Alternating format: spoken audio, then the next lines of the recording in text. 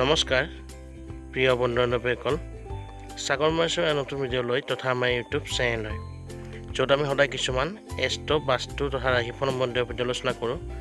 পলকচন্দ্ৰ জানিলেও 20 ছেপ্টেম্বৰ 2020 চনত কোনকেইটা ৰাশিৰ ভাগ্য খুলিব আৰু তেওঁলোকৰ ভাগ্যফলনো কেনেকুৱা হ'ব। লগতে অনুৰোধ জনাই থওঁ যে আমাৰ চেনেলটোৰ ভিডিঅ'বিলাক ভাল লাগিলে লাইক কমেণ্ট শ্বেয়াৰ কৰাৰ লগতে সদায় দৰে ভিডিঅ' হ'বলৈ আমাৰ চেনেলটো ছাবস্ক্ৰাইব কৰি দিব। আহক এতিয়া মূল ভিডিঅ'লৈ আমি আগবাঢ়ি যাওঁ। বন্ধু-বান্ধৱীসকল 20 ছেপ্টেম্বৰত সোমবাৰে কেইটামান ৰাশিৰ বিশেষ ধৰণৰ ভাগ্য খোল খাবলৈ গৈ আছে। এওঁলোকৰ ভাগ্য যথেষ্ট উন্নতি হোৱা দেখা যাব।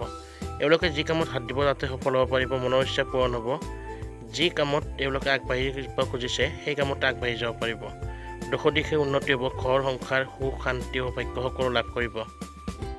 প্ৰেম প্ৰণয় স্বাস্থ্য শিক্ষা দীক্ষা চাকৰি ব্যৱসায় আৰ্থিক অৱস্থা চাবলৈ গ'লে এওঁলোকে দিশে উন্নতি লাভ কৰিব। এই বিশেষভাৱে ভাগ্য জ্বলি উঠা ৰাশিকেইটা হৈছে ধনু, মকৰ, মীন আৰু সিংহ ৰাশি। বন্ধু-বান্ধৱীসকল যদি ভিডিঅ'টো ভাল লাগিল লাইক কমেণ্ট শ্বেয়াৰ কৰি দিব আৰু সদায় যদি ভিডিঅ' হ'বলৈ আমাৰ চেনেলটো ছাবস্ক্ৰাইব কৰি দিব নাপাহৰিব। ধন্যবাদ।